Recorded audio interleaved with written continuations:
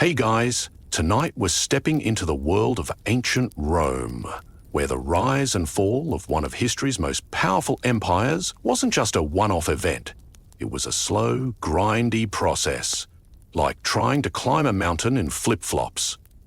Imagine you're walking through a dirt road, the air thick with the stench of horses, sweat and ambition. Rome was nothing special at first.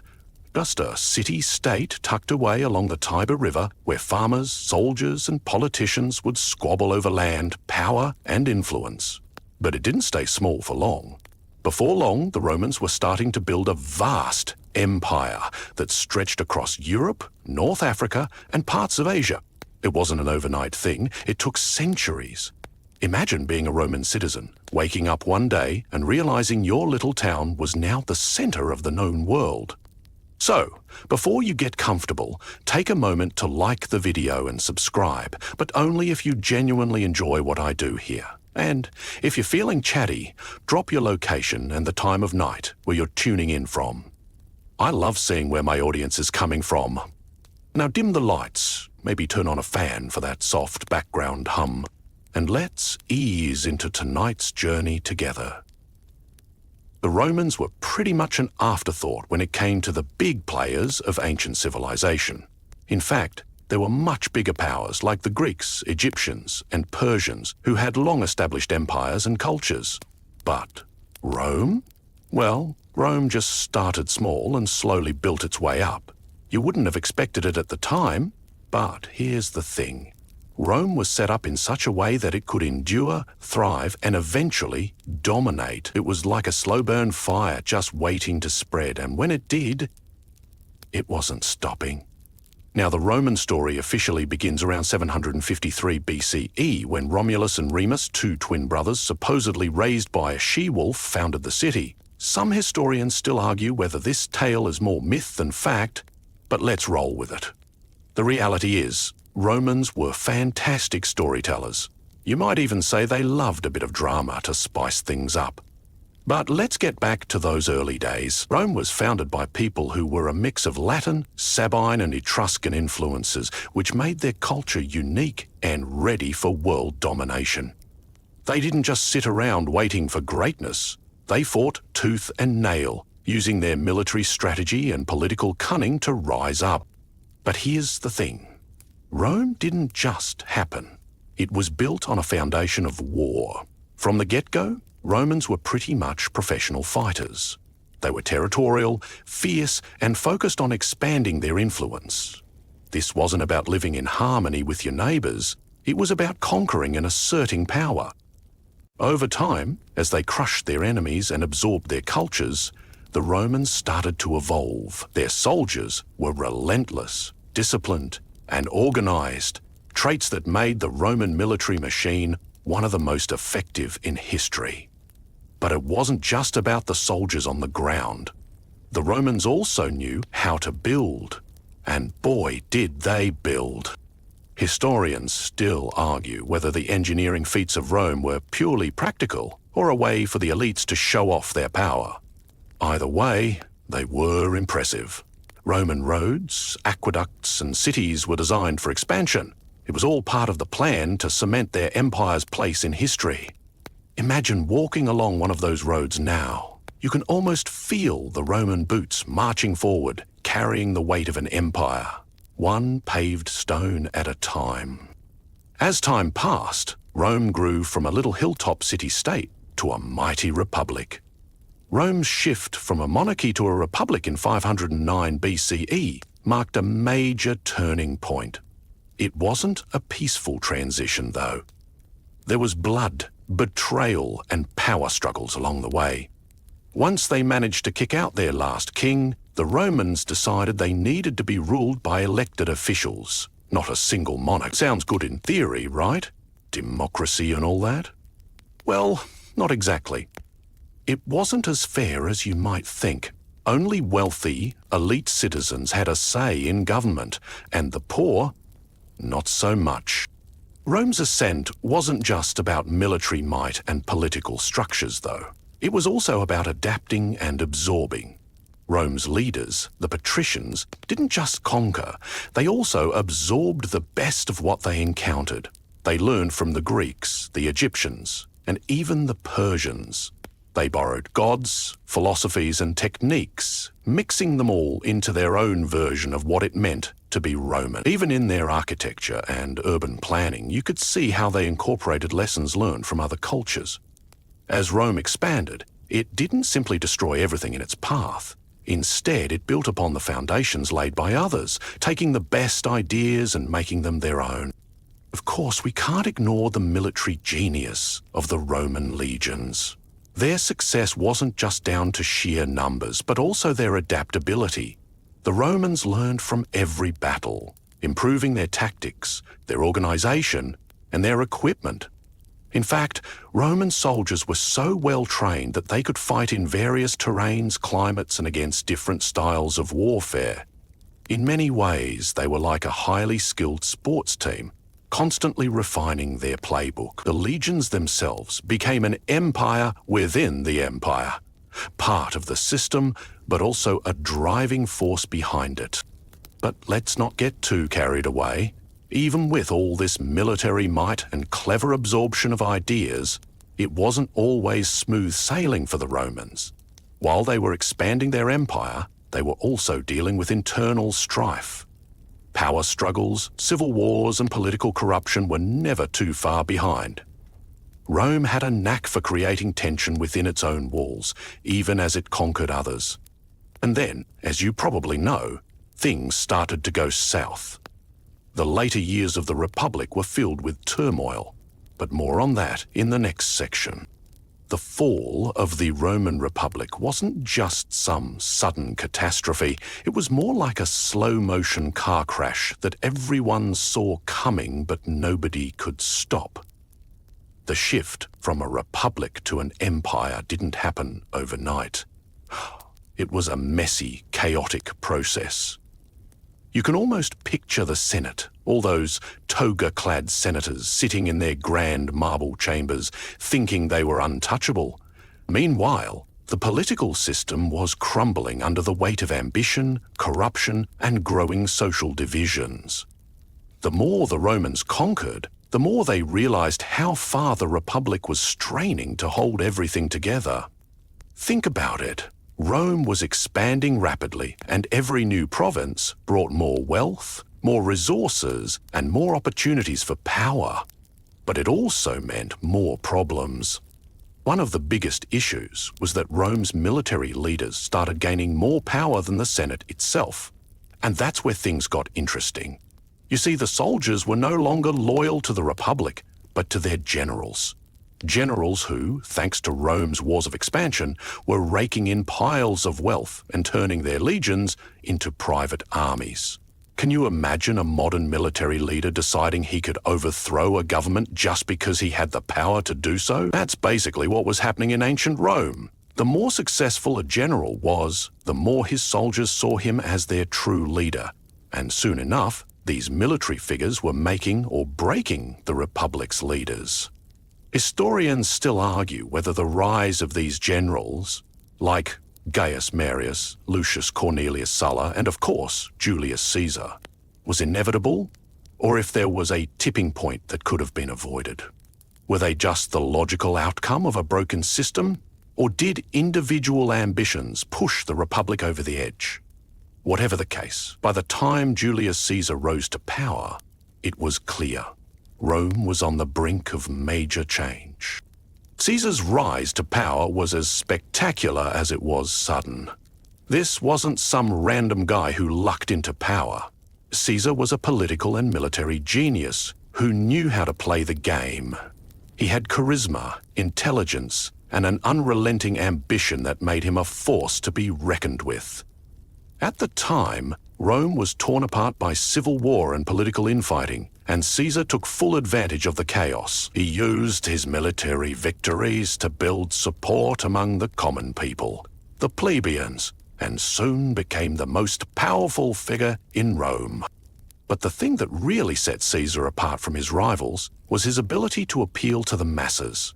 While the Senate bickered and debated in their marble halls, Caesar was out on the streets, talking to the people.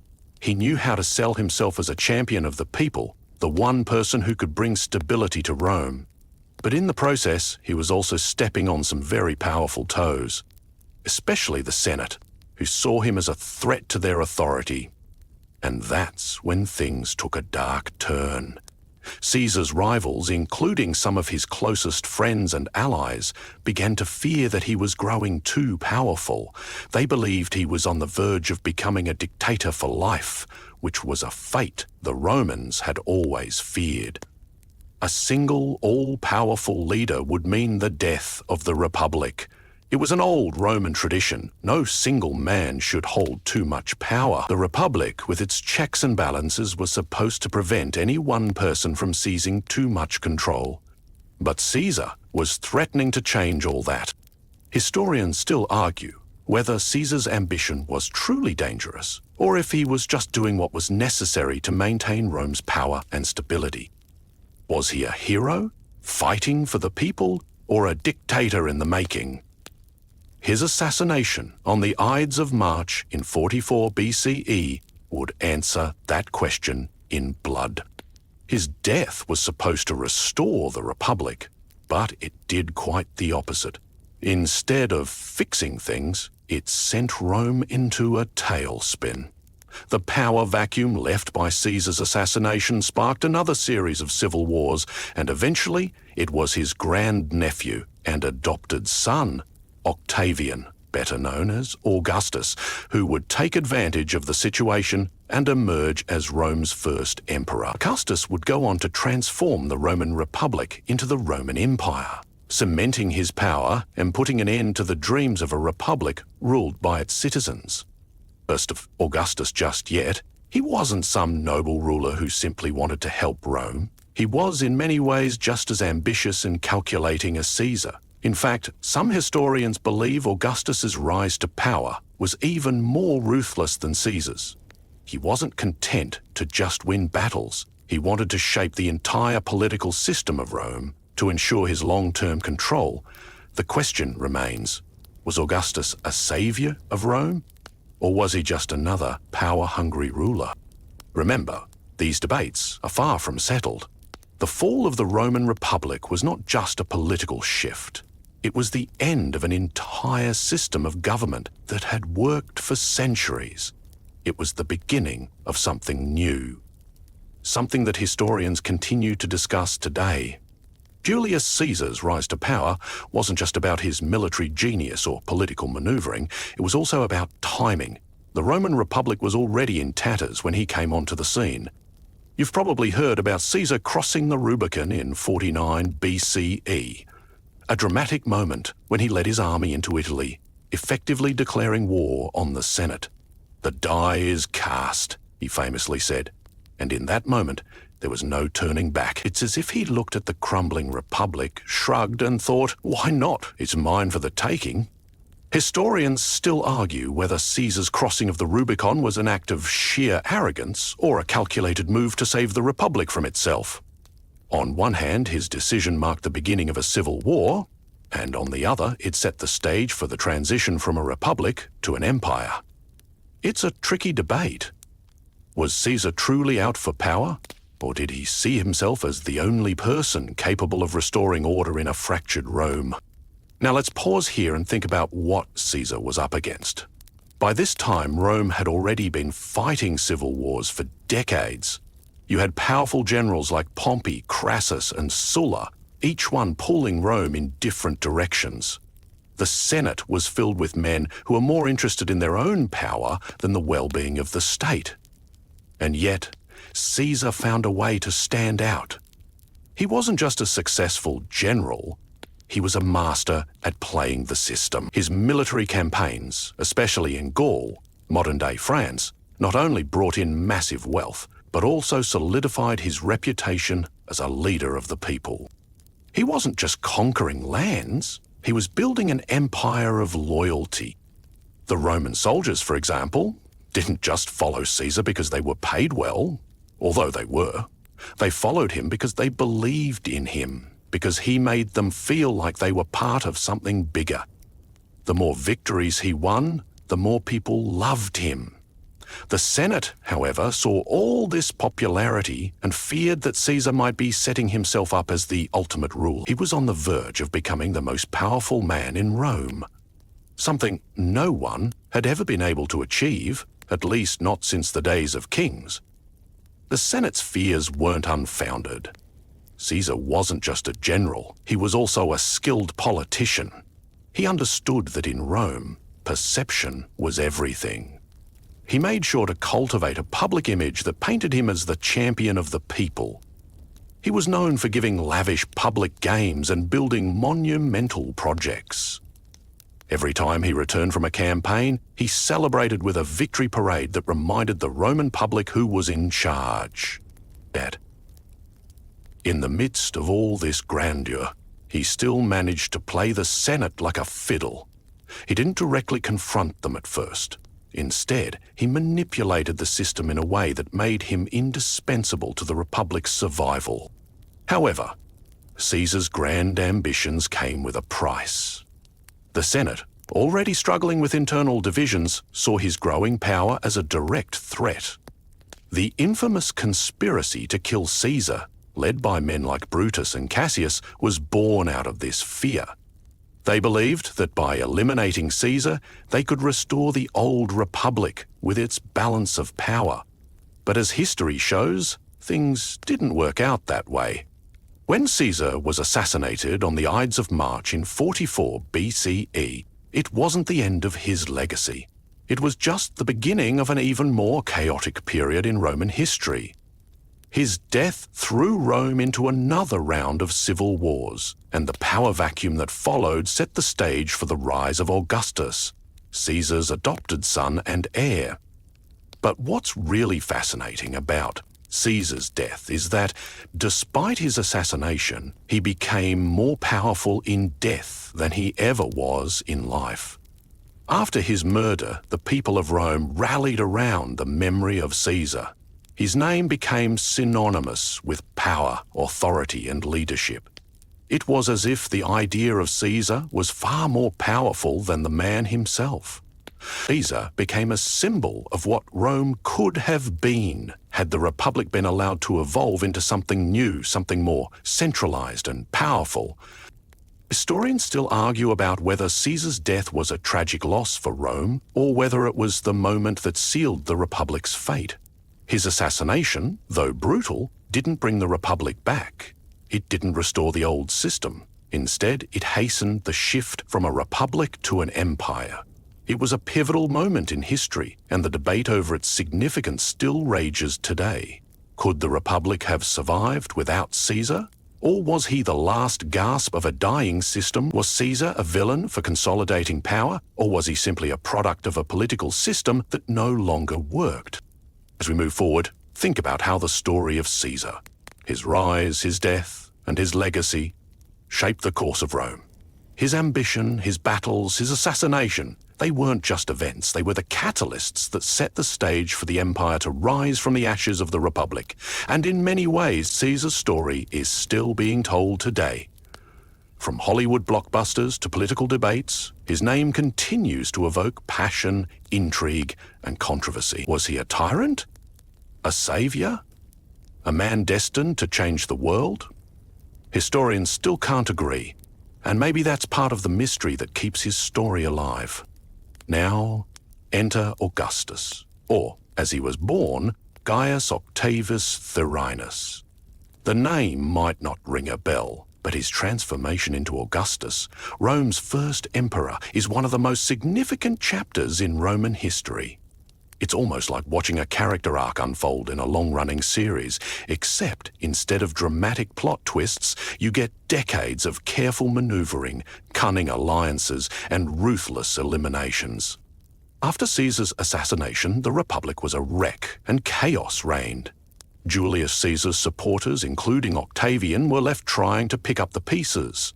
But it wasn't easy.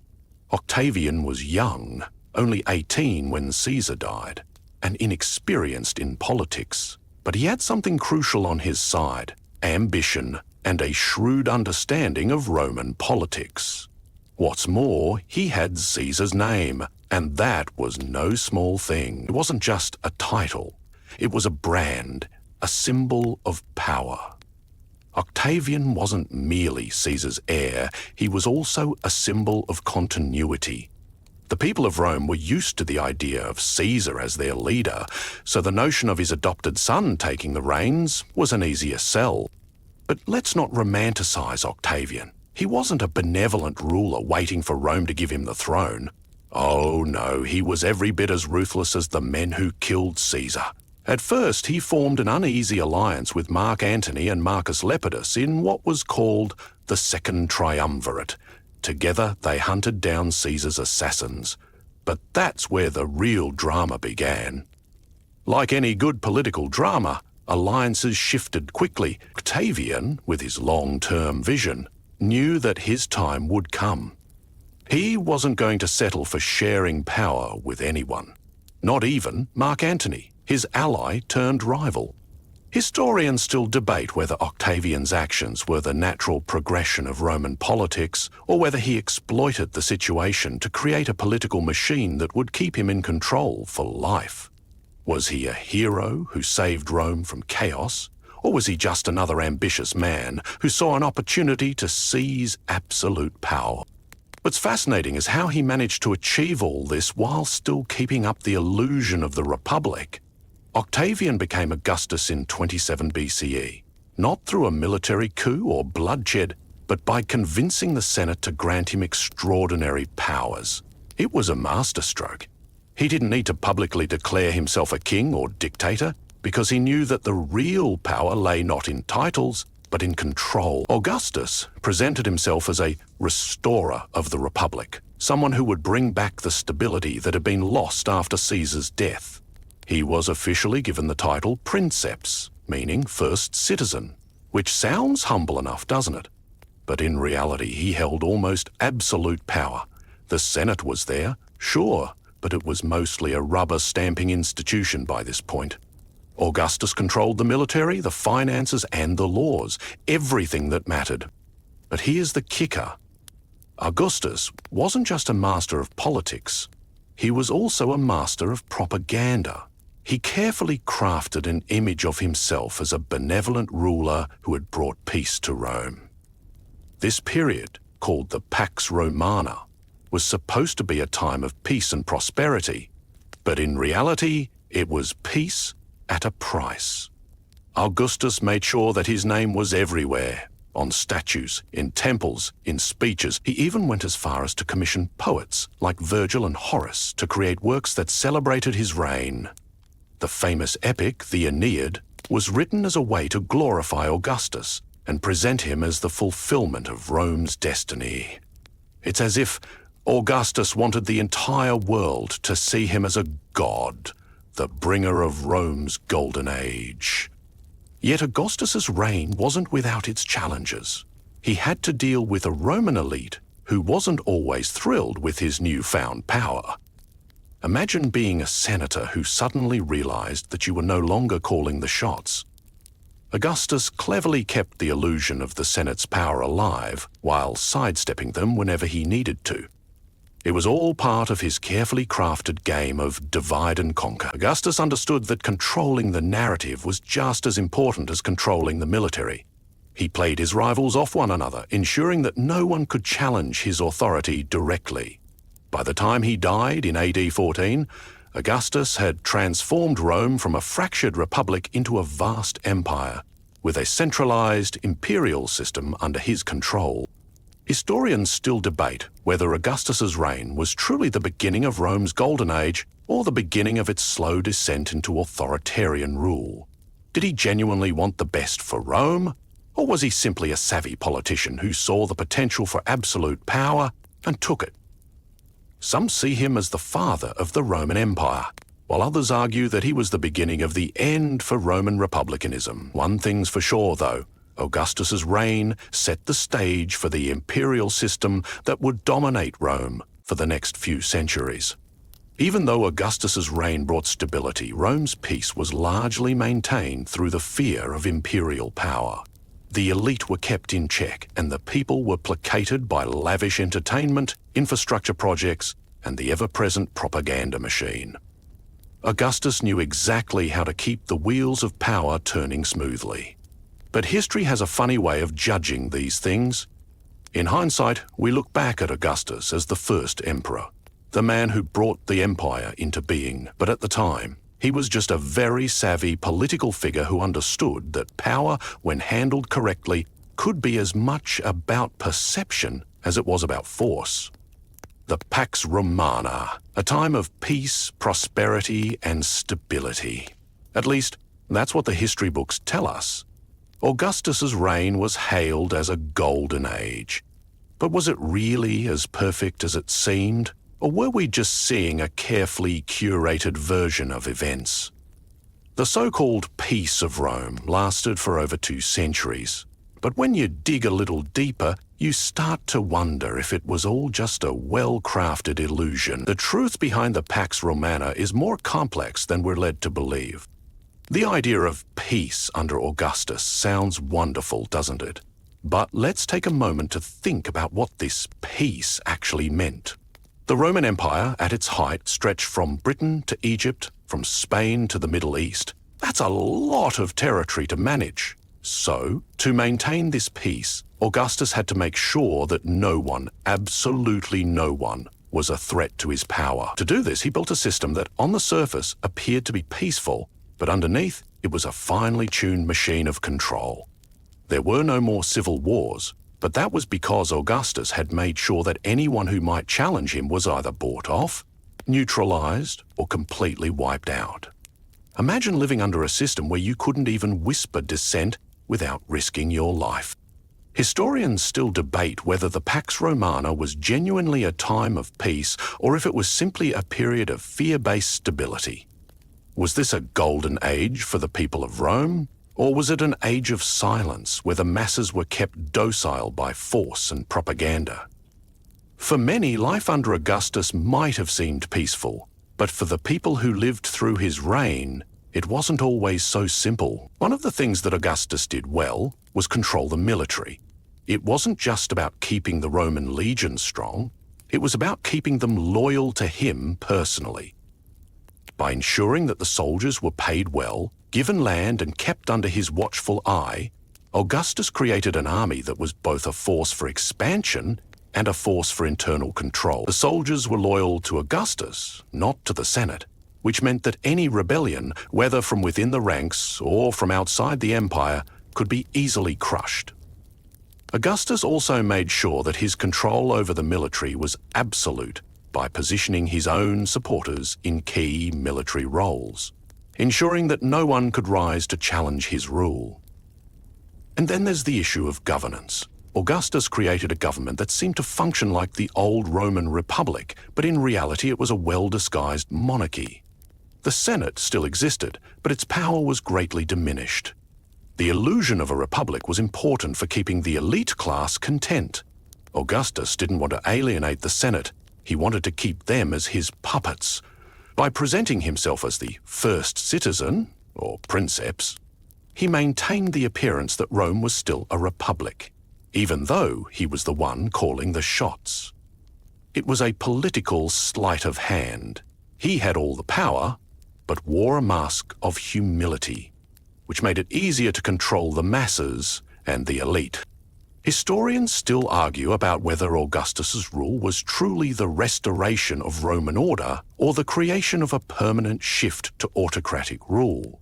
Some see Augustus as a genius who understood the need for stability after years of civil war, while others view him as the man who undermined the very system that made Rome great.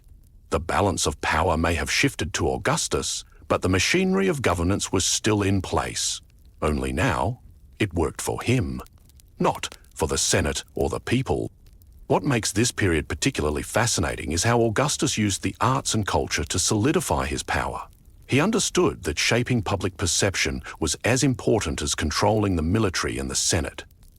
Augustus commissioned grand building projects, like the construction of new roads, temples, and public buildings that were meant to symbolize the greatness of his reign.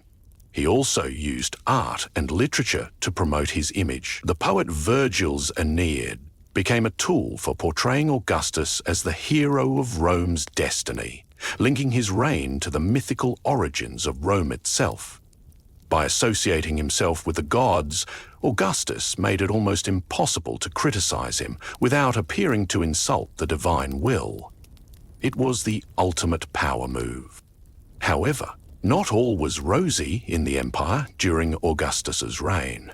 Sure, the army was strong and the borders were largely secure, but Augustus also had to deal with uprisings and revolts, especially in the far-flung corners of the empire. The Roman provinces were not always happy with their rulers, and Augustus had to constantly keep a watchful eye on the distant territories to ensure they didn't rebel. Some of these revolts were brutally suppressed. For example, the Germanic tribes along the Rhine were a constant threat, and Augustus's attempts to pacify them were met with fierce resistance.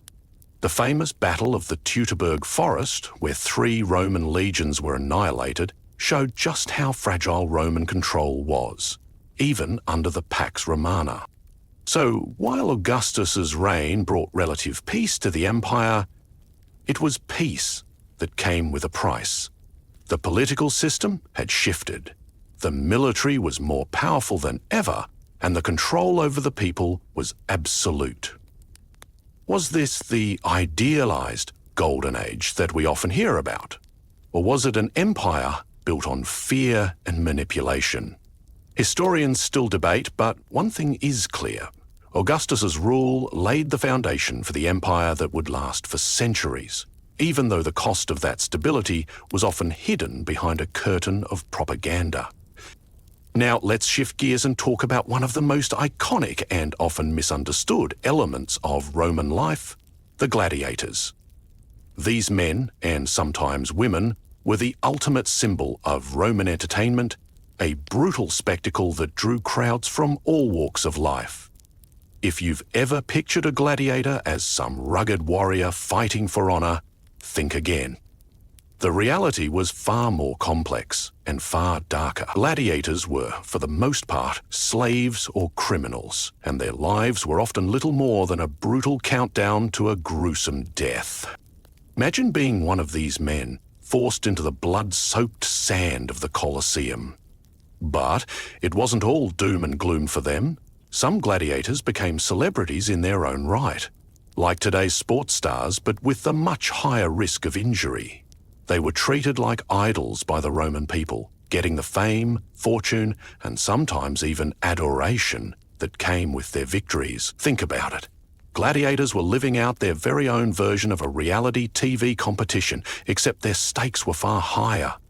Win or die, there was no middle ground.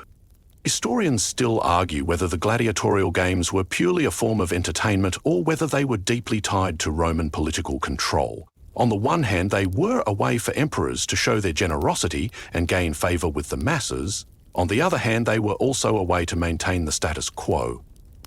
By providing the people with endless spectacles of blood and violence, the ruling class distracted them from the real issues at hand. It was a bit like today's reality TV, distracting people from their real problems with something shiny and exciting. Gladiators, in their way, were not just fighters. They were pawns in a larger game of power. But let's not romanticize the life of a gladiator. Despite their celebrity status, they were, for the most part, enslaved. The majority of them came from the ranks of the poor, the marginalized, and the conquered. They didn't have a choice about entering the arena. Some were criminals sentenced to fight, others were captured in battle, and still others volunteered, hoping to gain fame and riches. If a gladiator did well enough, he could earn his freedom. But that was a rare occurrence. Most gladiators fought until their bodies were broken, their spirits crushed, and their names forgotten. As for the games themselves, well, they were nothing short of a bloodbath. The Colosseum, the most famous arena in the Roman Empire, could hold up to 80,000 spectators. That's a crowd larger than some modern-day stadiums. People packed into these arenas to watch fights that were often to the death. And it wasn't just gladiators who were the star attractions. There were wild animal hunts, mock naval battles, and even executions. The Romans had a taste for violence, and the emperors were all too eager to provide. If they could keep the people entertained with spectacles of death and glory, they'd stay loyal. But what's truly fascinating is how the gladiatorial games reflected deeper Roman values. On the surface, these games were about honor, strength, and bravery, qualities that the Romans held dear.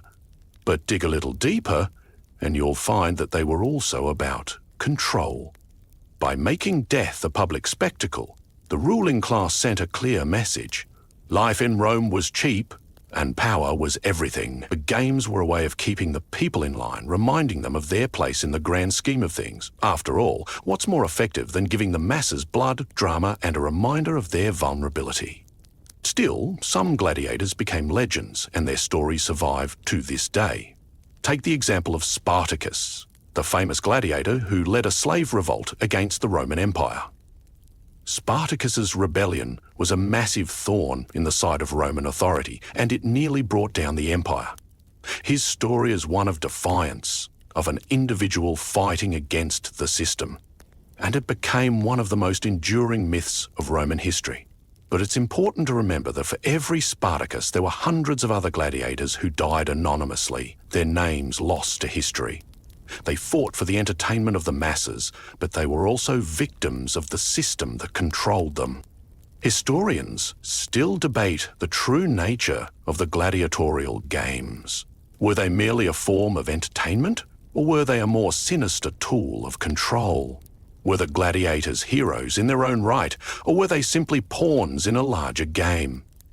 The truth is probably somewhere in between.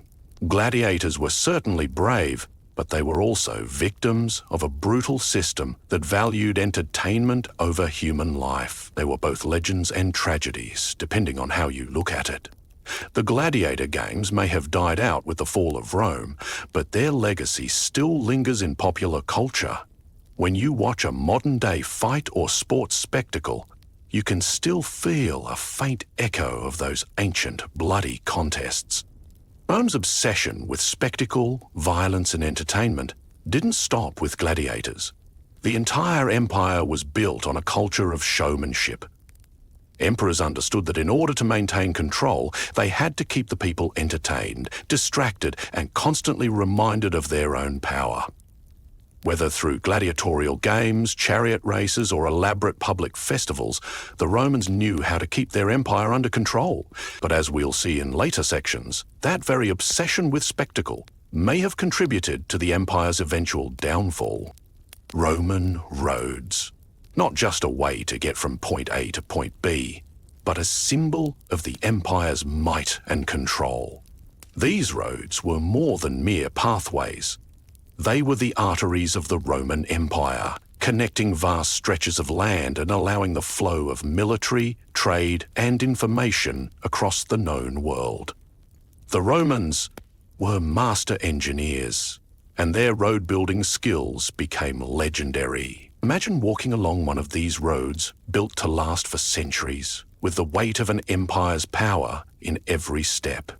The first thing you need to understand about Roman roads is that they weren't just for travel. They were tools of conquest, symbols of Roman authority, and crucial elements of the empire's expansion.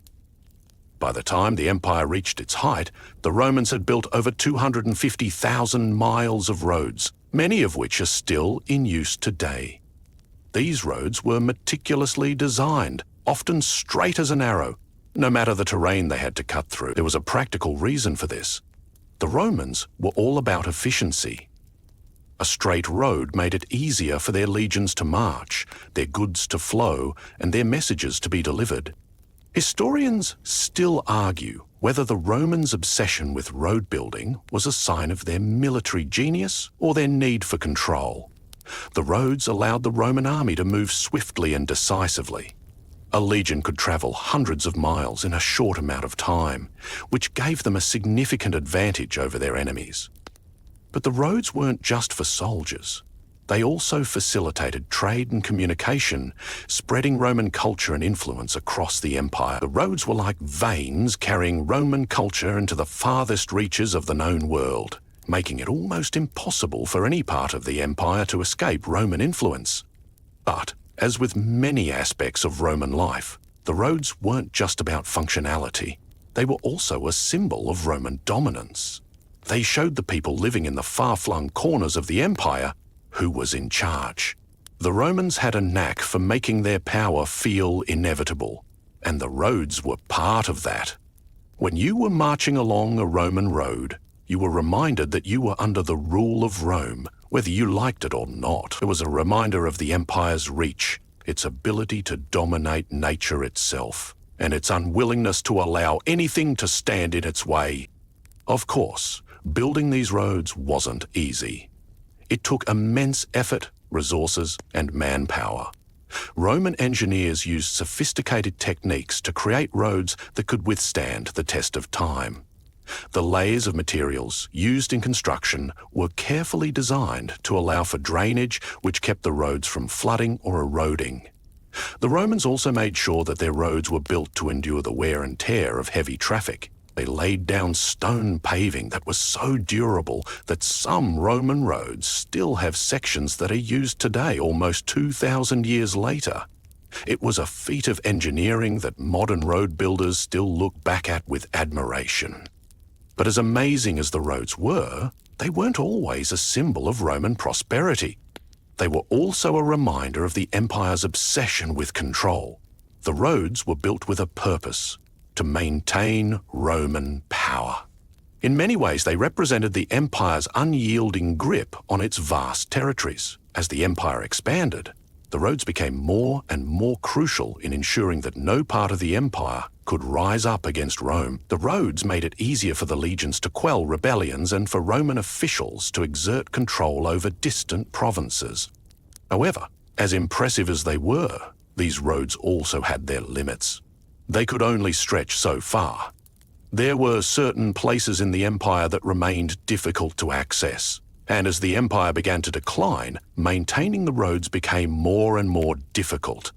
The vastness of the empire meant that the Roman legions were stretched thin, and the infrastructure that had once supported Roman dominance began to fall into disrepair.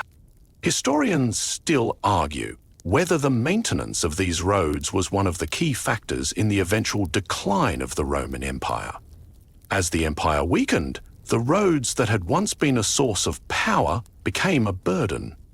The lack of resources and manpower to maintain the roads, combined with the growing threat of barbarian invasions, meant that the Roman roads, once the lifeblood of the empire, began to deteriorate. In some places, they were abandoned entirely, becoming little more than forgotten relics of a once great empire. But that's the beauty of the Roman roads. They remain with us. Even though the empire has long since fallen, those roads still serve as a reminder of Rome's power, ambition, and engineering prowess. They were more than just roads. They were a testament to the Roman Empire's ability to shape the world around it, and a symbol of the empire's reach. Walking along one of these ancient roads, you can almost hear the footsteps of the soldiers, the traders, and the emperors who once walked them. You can imagine the grand parades, the military campaigns, and the victories that these roads witnessed. And perhaps most fascinating of all, you can see how the very infrastructure that once connected the empire is now part of the modern world. In many ways, the Romans may be gone, but their roads live on, a constant reminder of their greatness. When you think about the Roman Empire, what probably comes to mind are those legions, battle-hardened, disciplined, and nearly unstoppable. The Roman army was the backbone of the empire, and its success was key to Rome's ability to conquer vast territories and maintain its power for centuries. The Roman legions were more than just soldiers. They were a symbol of Roman strength, efficiency, and unity. But beyond their reputation as ruthless conquerors, the legions were also a model of organization, training, and loyalty that set them apart from any other military force in the ancient world. At the height of the Roman Empire, the Roman legions numbered around 300,000 soldiers, and they were stationed across the entire empire, from the chilly northern borders of Britain to the sweltering deserts of Egypt. Roman soldiers were everywhere, maintaining peace, enforcing laws, and defending the empire from external threats. The legions were incredibly well organized, so much so that their structure and tactics became the standard for armies in Europe for centuries to come. But what made the Roman military so effective? Was it their advanced weaponry, their discipline, or their ability to adapt to different kinds of warfare? Historians still debate what made the Roman army so successful. Some argue that the Roman legions were unbeatable because of their organization and discipline. The soldiers were trained relentlessly, drilled on everything from hand-to-hand combat to siege tactics. They weren't just trained to fight, they were trained to think. Roman soldiers were taught to be flexible, able to adapt to any situation and fight in a variety of terrains. They were expected to think on their feet, make decisions in the heat of battle, and work as a unit. This discipline was what made them so effective in battle. But beyond that, the Roman military's ability to adapt to different combat environments and incorporate new tactics made them nearly invincible. For example, when Rome first encountered the Carthaginian general Hannibal during the Second Punic War, they were faced with an army that used entirely different tactics, including elephants and warships. The Romans, who were used to fighting on land and in a more straightforward fashion, quickly adapted, learning how to fight against Hannibal's methods. The Romans didn't just rely on brute force. They studied their enemies, understood their weaknesses, and used their own strengths to counter those weaknesses. That ability to adapt to new and unforeseen situations is part of what kept the Roman army so dominant for so long. But it wasn't just about battle tactics. The legions were also a force of infrastructure. Roman soldiers didn't just fight, they built. They were responsible for constructing forts, roads, bridges, and other infrastructure that kept the empire running smoothly. Think about it. The Roman legions weren't just an army. They were an essential part of the Roman way of life. They helped expand the empire, maintain order, and build the infrastructure that allowed Roman society to thrive. Every time a new Roman road was constructed, it wasn't just the work of engineers, it was the work of the legions, who used their military discipline to build something that would last for centuries. But while the Roman legions were undoubtedly effective, they were not invincible. Despite their power, the legions had their weaknesses. One of the key weaknesses of the Roman military was its reliance on individual generals. As powerful as the legions were, their strength often depended on the leadership of charismatic and skilled commanders. Some of the most famous Roman generals, like Julius Caesar, Trajan, and Hadrian, were able to lead the legions to victory with their strategic genius and leadership abilities. But when those great leaders were gone, the legions sometimes struggled. The loyalty of the army to their commander, rather than the state itself, led to internal strife. During times of political instability, when different factions vied for power, the legions could be used to fight one another, resulting in civil war. Rome was built on the power of the legions, but the very same power could turn against itself when those legions became embroiled in the politics of the empire.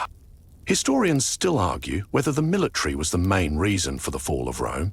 Some believe that it was the empire's inability to maintain a strong, unified military that led to its eventual collapse. Others argue that the problems of Rome were much more complicated, involving economic troubles, political instability, and external pressures from barbarian invasions. However, one thing is certain. The legions were an integral part of Rome's strength, and as the empire began to decline, the legions lost their edge. The once unbeatable Roman military became overextended and less effective. In the end, the legions were one of the defining features of the Roman Empire. They helped build the empire and keep it intact for centuries, but they also played a part in its eventual downfall.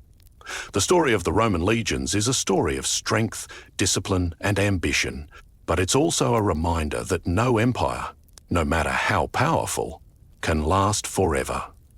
Even the most formidable military force in history has its limits. The legions were Rome's greatest asset, and in some ways, they were also its greatest liability. So the next time you think about the Roman Empire, don't just picture the Colosseum or the grandeur of the emperors. Think about the legions, the soldiers who made it all possible. The legions were more than just warriors. They were the lifeblood of Rome. Without them, Rome would have never reached the heights it did. But in the end, they were also a symbol of what happens when power is stretched too thin. The Romans may have mastered the art of war, but they couldn't escape the reality of time. As we continue our journey through the rise and fall of Rome, let's dive into the lives of its emperors. These men, some brilliant, others infamously mad, were the faces of the empire, embodying its power, ambition, and sometimes its deepest flaws. Rome's emperors were a peculiar breed. Some ruled with wisdom, while others were consumed by paranoia, cruelty, and madness. The stories of these emperors are a wild mix of triumph, tragedy, and what can only be described as ancient reality TV drama. The first emperor, Augustus, as we've seen, carefully crafted an image of benevolent leadership. He was the steady hand that steered Rome from the chaos of civil war into the stability of the Roman Empire. Augustus may have been a master at controlling his image, but not all emperors followed his example. Some of the emperors who followed him were far more erratic, and their reigns tell a different story, one filled with intrigue, excess, and, at times, outright madness. Take Caligula, for instance. His name is synonymous with cruelty and madness. Caligula, who ruled from AD 37 to AD 41, started his reign with promise, but quickly descended into infamy. Legend has it that he once declared himself a god and ordered his soldiers to worship him.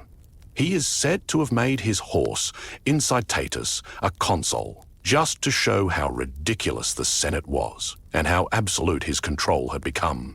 Was he really this unhinged, or was he simply playing a game of power and manipulation? Historians still debate whether Caligula was genuinely insane or whether his reign was a case of exaggerated stories spun by his enemies.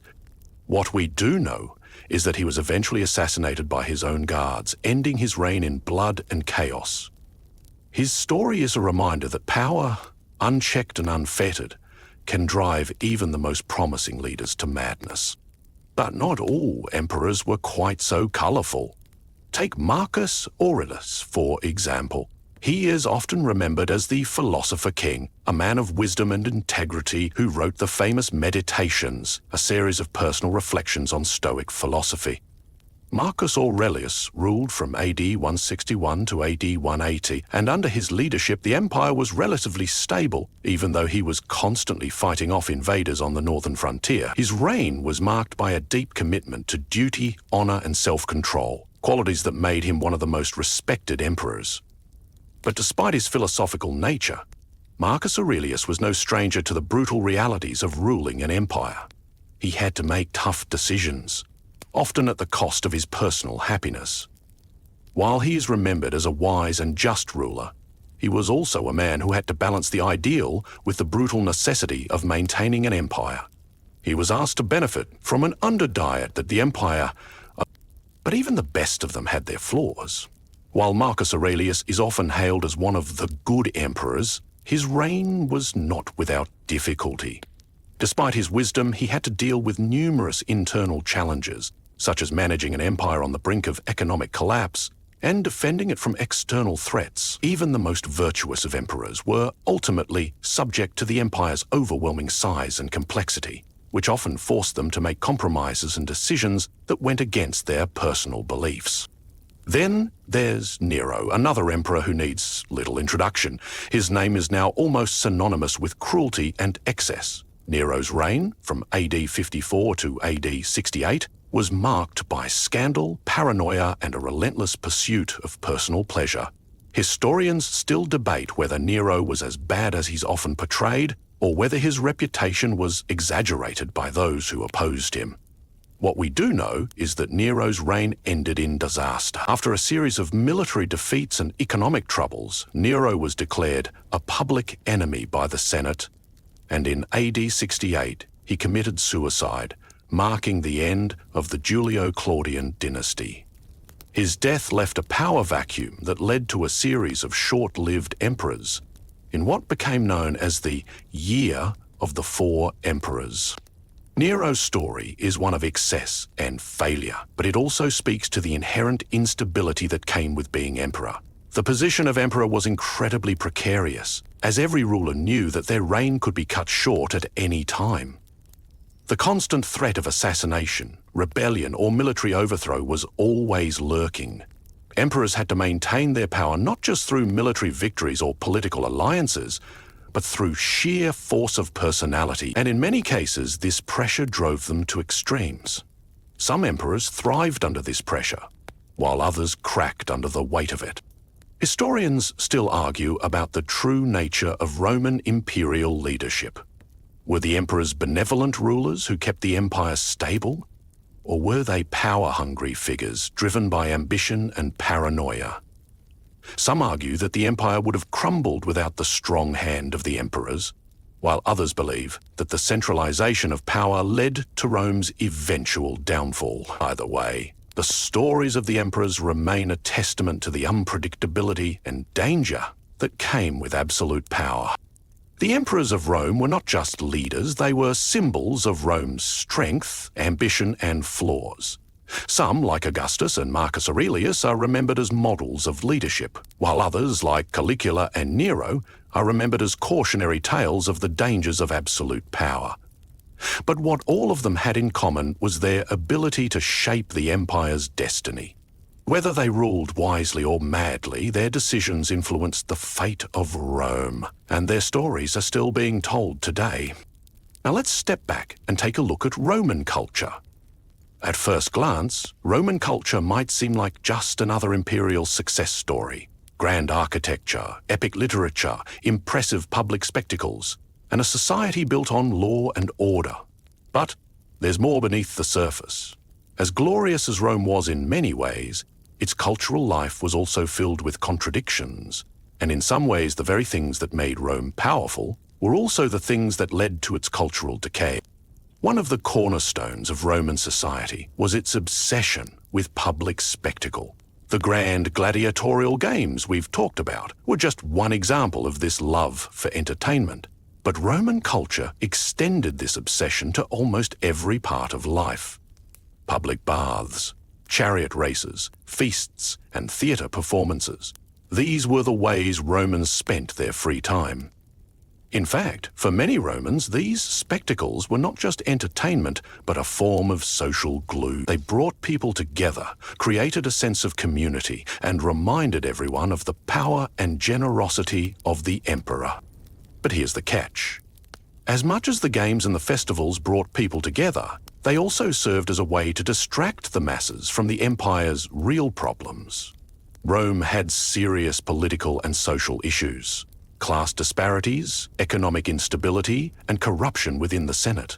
But instead of addressing these issues head-on, Roman emperors often resorted to what we now call bread and circuses, a tactic where the ruling class kept the public happy with free food and entertainment to distract them from their struggles. It was a way to maintain control, to keep the people from rising up or questioning the system. And it worked.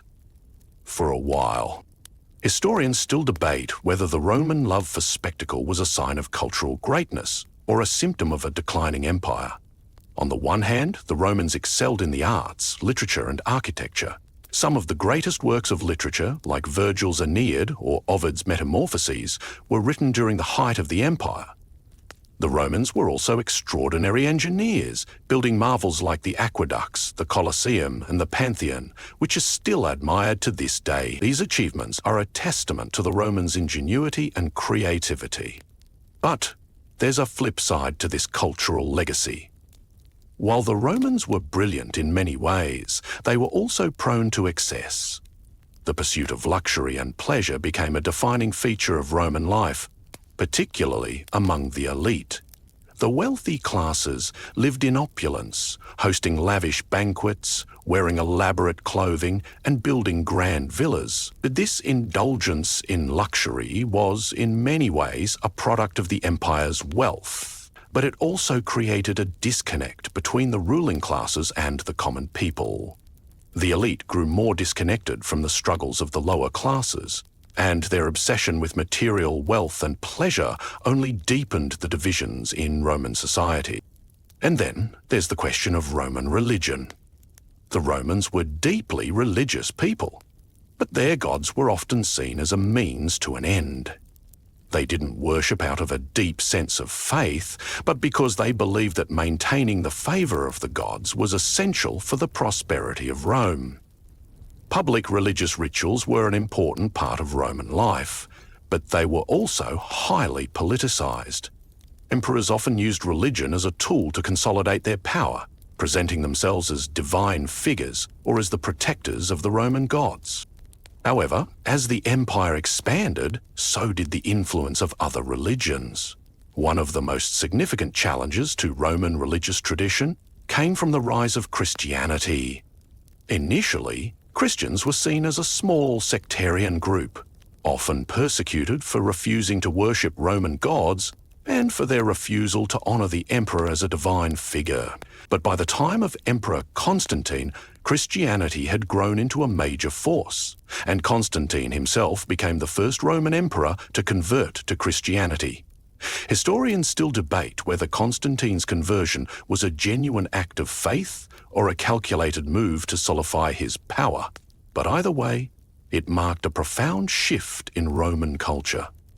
Christianity would go on to replace the traditional Roman religion, eventually becoming the state religion by the time of Theodosius I in the late 4th century. The rise of Christianity signaled the beginning of a cultural shift in Rome, one that would eventually contribute to the fall of the empire. The old Roman values of polytheism, tradition, and civic duty gave way to a new set of religious and moral values focused on humility, the afterlife, and the idea of a single, all-powerful God. This transition was not smooth. There were decades of conflict between paganism and Christianity, and many Romans saw the rise of Christianity as a threat to the empire's traditional way of life. Yet, as we know, Christianity ultimately triumphed, and the cultural landscape of Rome would never be the same again. Historians continue to debate whether the rise of Christianity helped or hindered Rome's survival. Some argue that Christianity offered a moral framework that helped stabilize society during a time of political and economic turmoil. Others contend that it contributed to the empire's decline by undermining the old Roman values of civic duty and loyalty to the state. The shift in religious values is just one example of how Roman culture evolved, and how, in some ways, that very evolution contributed to the empire's ultimate demise. So, was Roman culture the pinnacle of ancient civilization, or was it a decadent, dying empire that clung to its past until it collapsed under the weight of its own contradictions? The answer depends on your perspective.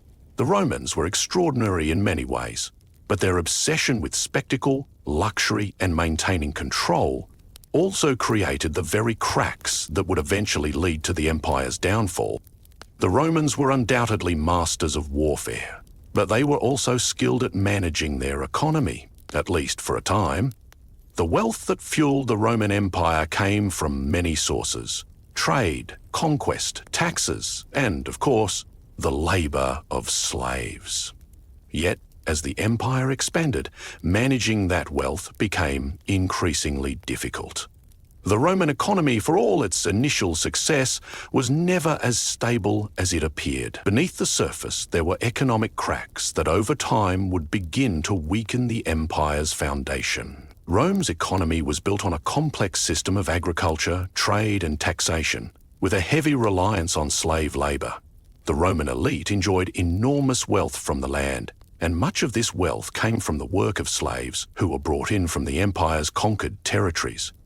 This made the Roman economy highly dependent on the flow of slaves, and when that flow began to slow down, The economic system began to show signs of strain as the empire reached its limits. It became harder and harder to find new territories to conquer and enslave people. The Roman economy, which had been so dependent on constant expansion, began to buckle under the weight of its own success. Historians still argue whether the economic decline of Rome was inevitable, or whether it was a result of mismanagement and poor decision-making.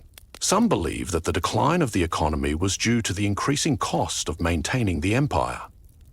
The Roman military, which was a key part of the empire's success, required vast resources to keep it functioning.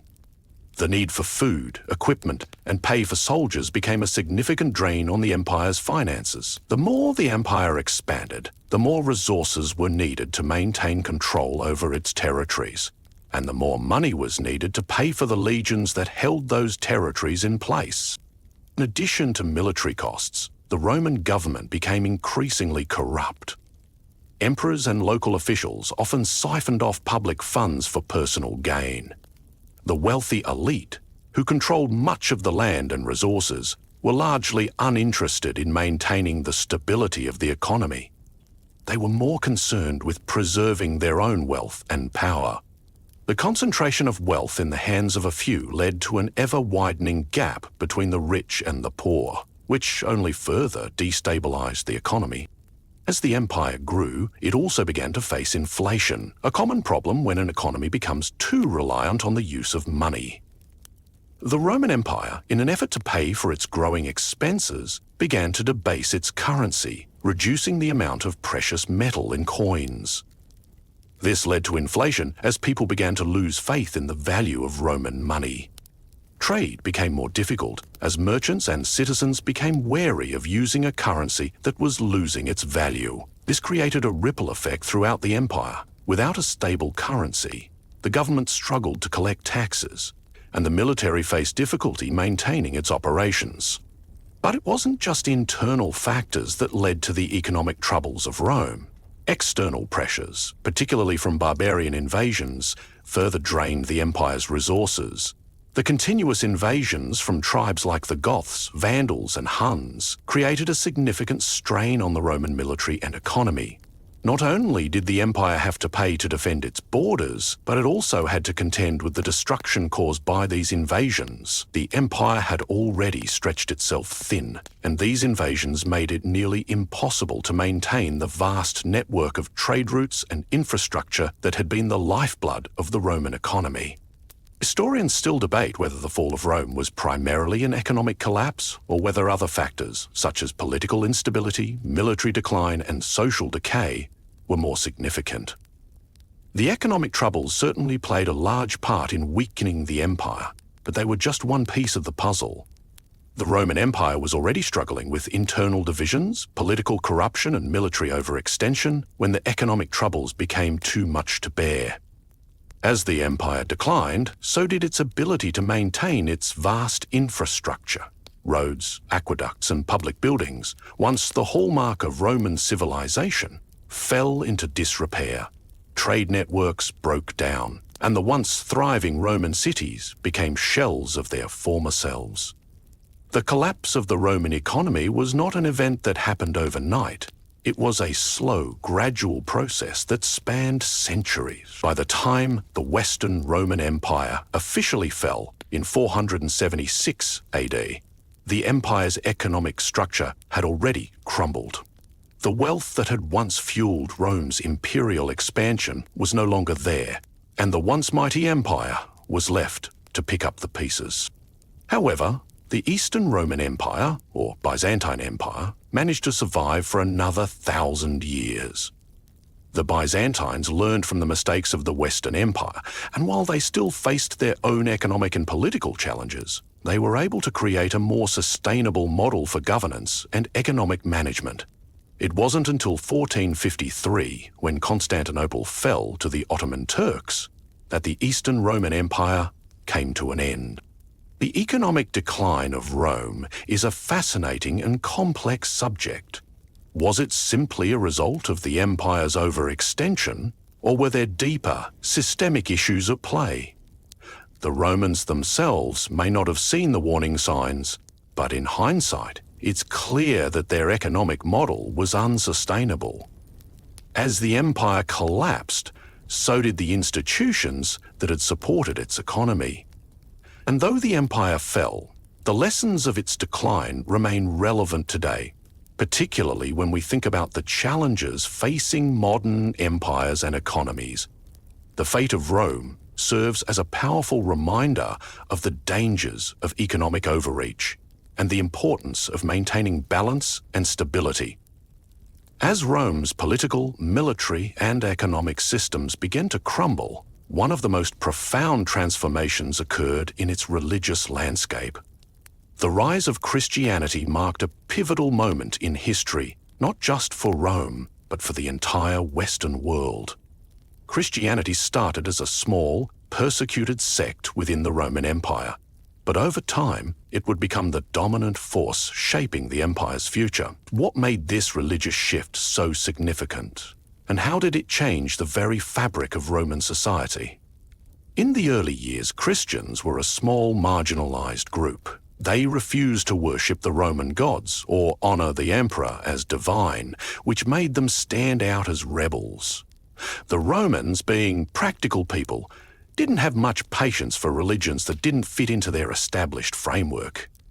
The Roman gods were part of the empire's identity. Worshipping the gods was seen as a civic duty, a way to maintain favor with the gods and ensure the prosperity of the empire. But Christianity rejected that system, focusing on one God and one divine savior. The early Christians were persecuted for their beliefs, with emperors like Nero and Diocletian carrying out violent campaigns to suppress the new faith. However, over time, Christianity began to grow. Its message of salvation and eternal life resonated with many people across the empire, especially among the lower classes. Christians were able to organize, and their communities spread throughout the empire, growing larger and more influential.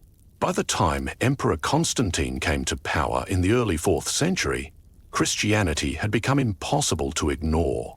Constantine, who had originally been a pagan, converted to Christianity and made it the favored religion of the empire, issuing the Edict of Milan in 313 AD, which granted religious tolerance to Christians and allowed them to worship freely.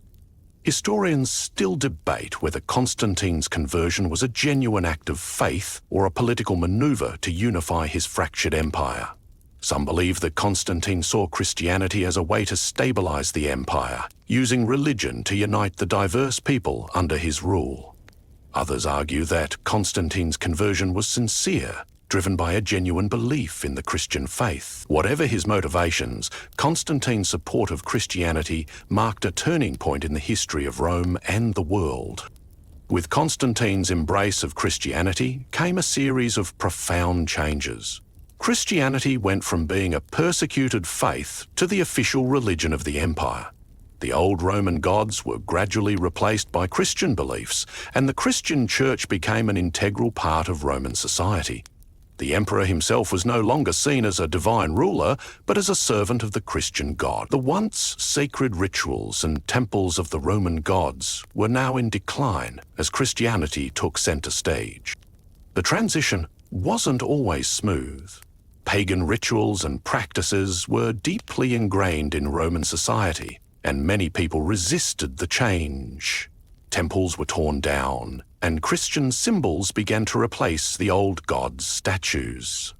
The early Christian church, while growing in power, had to contend with internal divisions and conflicts about doctrine, leadership, and the role of the church in society. The Arian controversy, for example, split the Christian community for decades, as debates raged over the nature of Christ and his relationship to God the Father.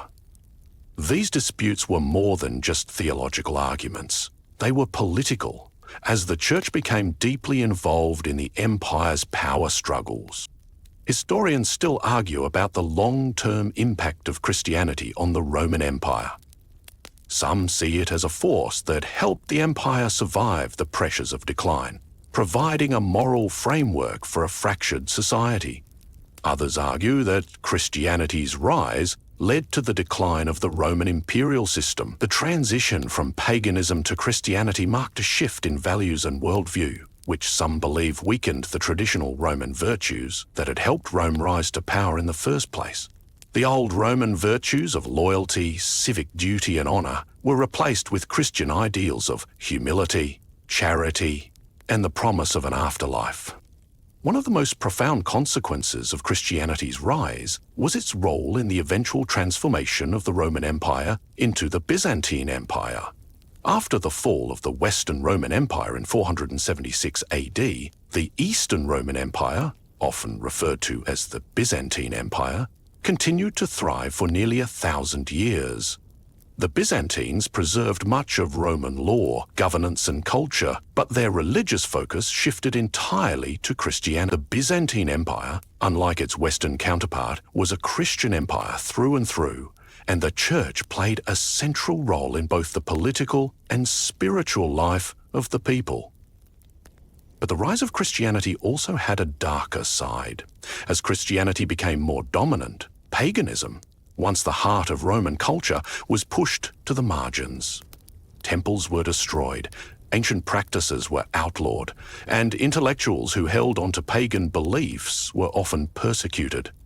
The closure of the philosophical schools of Athens by Emperor Justinian in the 6th century is just one example of the tension between Christianity and the old Roman intellectual traditions. While Christianity preserved and expanded knowledge in many ways, it also led to the suppression of certain forms of intellectual and cultural inquiry that had flourished in the Roman world.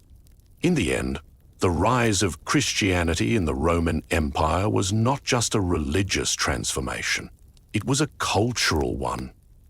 It marked the end of the pagan Roman world and the beginning of a new era in history. Whether Christianity helped or hindered the survival of the empire is a matter of debate. But one thing is clear, it changed the Roman world forever. Christianity became not only a religion, but a defining element of Roman identity, and its legacy would shape the course of history for centuries to come. Now, the story of Rome's decline is a multifaceted one, but one of the most iconic and debated factors in this narrative is the invasion of the barbarians. For centuries, Rome had expanded through conquest, bringing a vast swath of Europe, Africa, and Asia under its control. The Roman Empire was once an unstoppable force. But by the 5th century AD, the very people who had once been on the fringes of Roman civilization, tribes like the Visigoths, Vandals, and Huns, were knocking at the gates, ready to tear the empire apart. But who were these so-called barbarians? The term itself is a bit of a misnomer. The Romans often used barbarian to describe any group of people who were not Roman and did not adhere to Roman customs, language, or culture. In reality, many of these barbarian tribes were not so different from the Romans. They had their own systems of governance, religions, and even trade networks. They were certainly not the uncivilized savages that the Romans often made them out to be. Instead, they were formidable warriors, skilled in the art of combat and eager to carve out their own place in the world. The first signs of trouble came in the late 4th century, when groups like the Visigoths, a Germanic tribe, began to move into Roman territory. The Visigoths had been pushed out of their homeland by the Huns, a nomadic people from the east, and they sought refuge within the Roman Empire. At first, the Romans allowed these groups to settle within the empire's borders, hoping to use their military skills to bolster Rome's defenses. However, things didn't go according to plan. Tensions between the Roman authorities and the Visigoths escalated, leading to a catastrophic confrontation. In 410 AD, the Visigoths, led by their king Alaric, sacked Rome, a traumatic event that sent shockwaves throughout the empire. This was the first time in over 800 years that the city of Rome had been captured by an enemy force.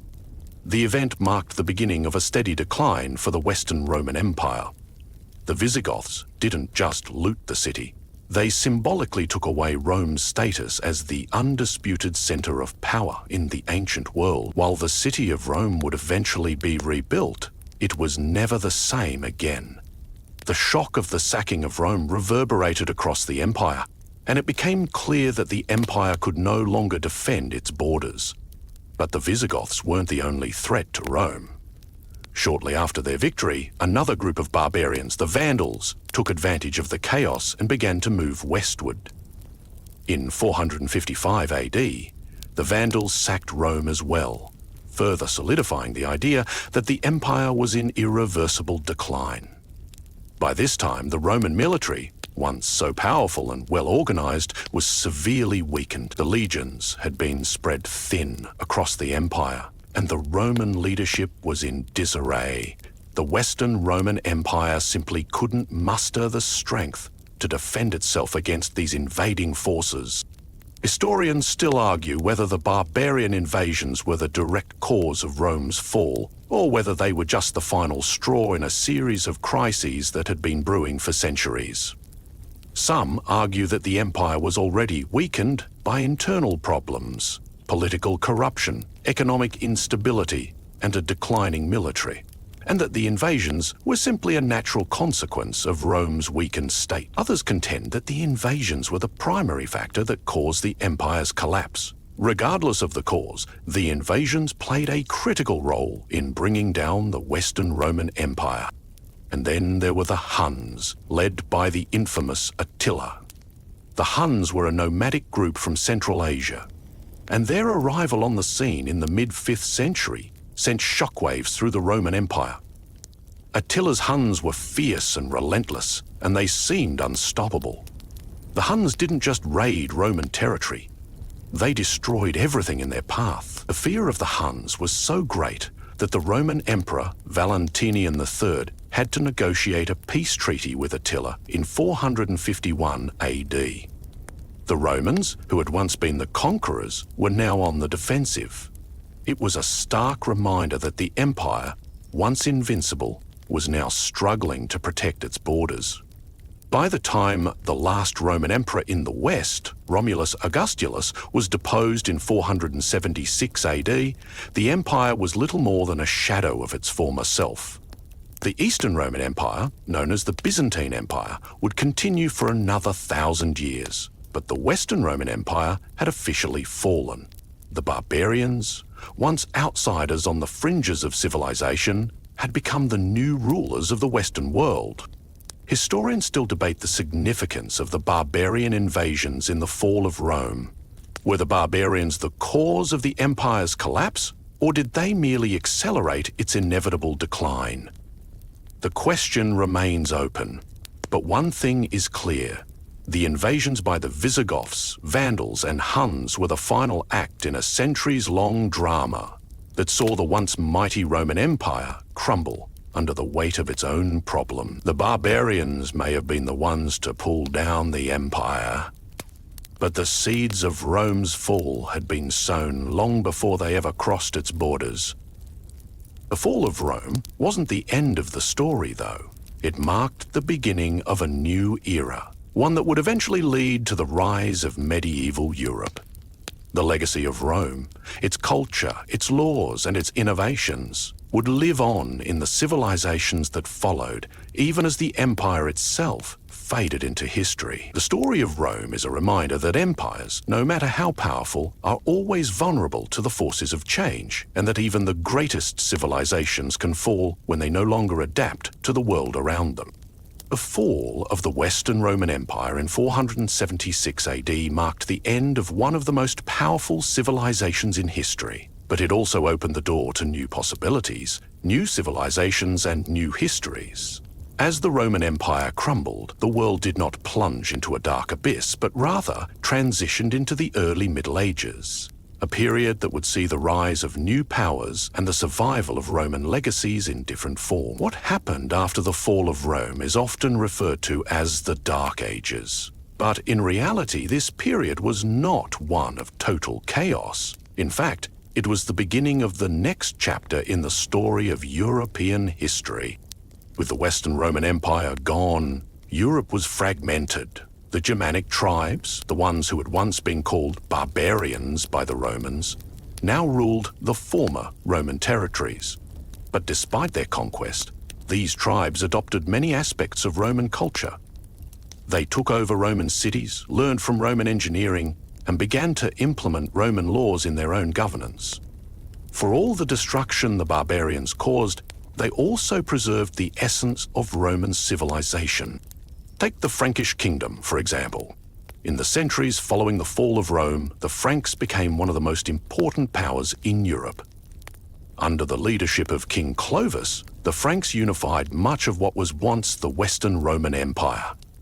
What's fascinating is that, while they were technically a barbarian kingdom, they adopted many Roman traditions, especially in terms of governance. They maintained Roman legal structures and even sought the support of the Pope in Rome.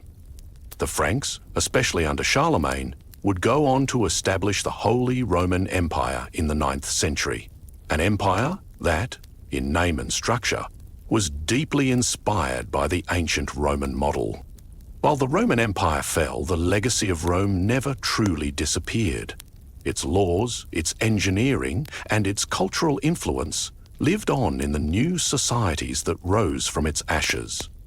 In fact, many of the foundations of modern European society were laid in this period of transition. Roman law, for example, would play a key role in the development of legal systems across Europe, and the Latin language, which had been the language of the Roman Empire, would continue to be the language of scholarship, religion, and administration for centuries. The fall of the Roman Empire also led to the spread of Christianity throughout Europe. With the collapse of Roman authority, the Church became one of the most powerful institutions in the West. The Pope, once a religious figure, now had political power as well. The Church provided a unifying force in a fragmented world, serving as a source of stability during a time of upheaval. It was the Church that preserved much of Roman knowledge, through monasteries and scribes who copied and kept alive the writings of ancient philosophers, poets, and historians. Without the efforts of the Church, much of Roman literature and learning might have been lost forever. Historians still debate the significance of this transformation. Was the fall of Rome truly the end of civilization, or was it simply the end of an era? Some see the fall of Rome as a disaster, marking the beginning of a period of regression. Others, however, argue that it was a necessary step in the evolution of European society. The collapse of the empire allowed new ideas, new institutions, and new cultures to flourish. In many ways, the fall of Rome made space for the rise of medieval Europe, and it is from this era that many of our modern concepts of law, governance, and religion are derived. In the centuries following the fall of Rome, new powers began to emerge in Europe. The Carolingian Empire, the Byzantine Empire, and later the Kingdom of England would each trace their origins back to the legacy of Rome.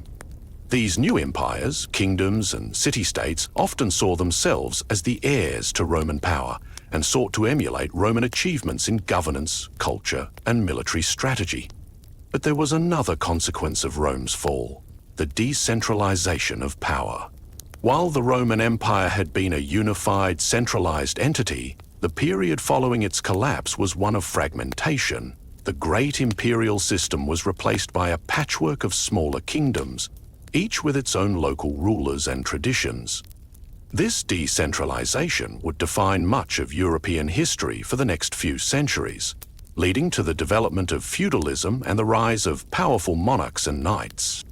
In many ways, the legacy of Rome's power was too vast for it to ever truly vanish. Even as the empire fell, it continued to shape the world. It wasn't just the rulers and the soldiers who carried the Roman legacy forward. It was also the ordinary people.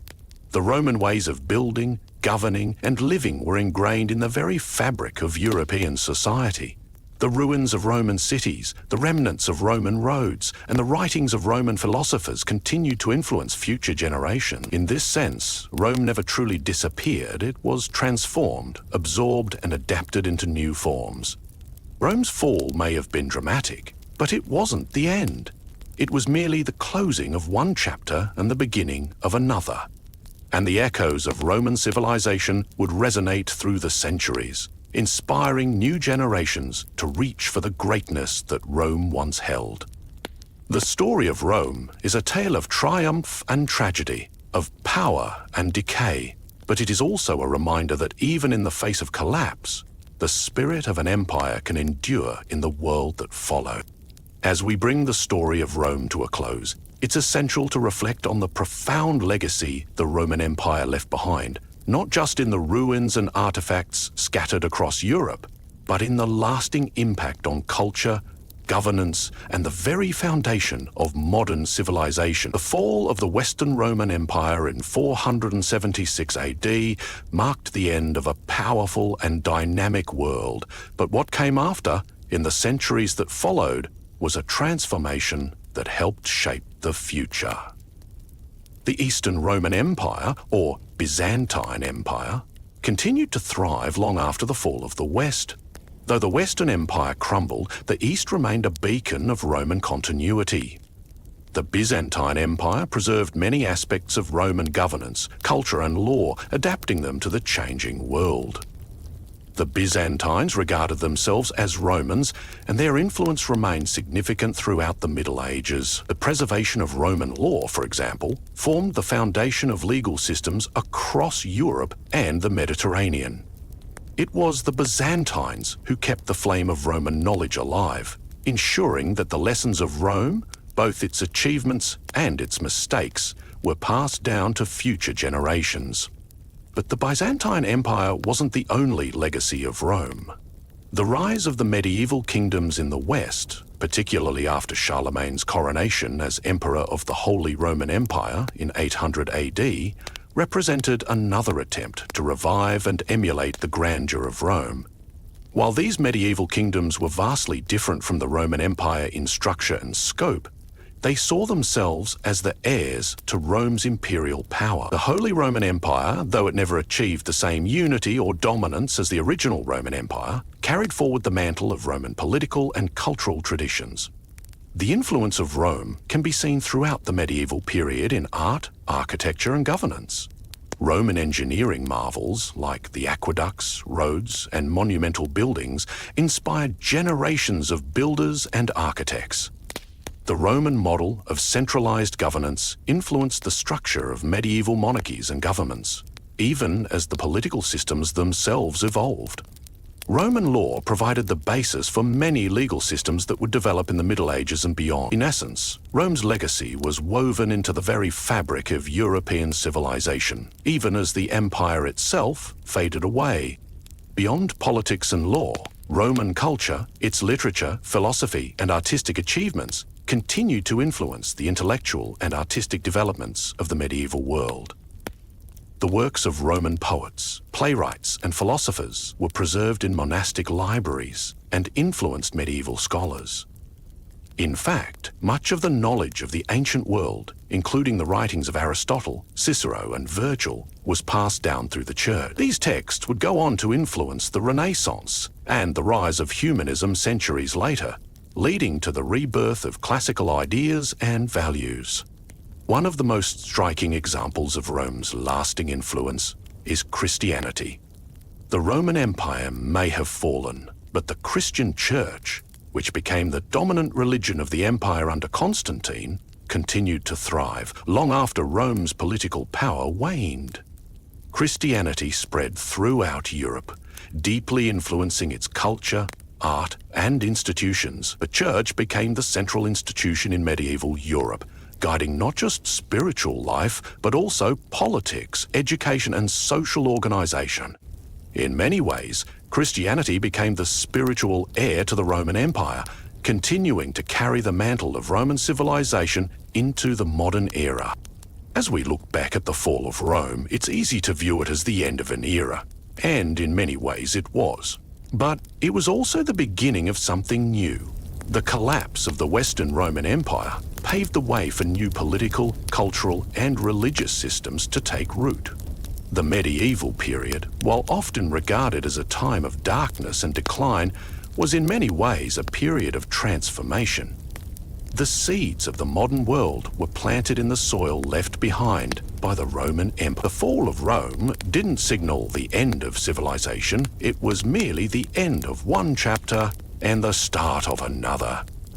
As we close the book on Rome's story, we are left with its incredible legacy, one that continues to shape the world in ways both big and small. The lessons of Rome, from its grand achievement to its ultimate decline, offer valuable insights into the nature of power, governance, and society. Rome's rise and fall serve as a timeless reminder of the cyclical nature of history.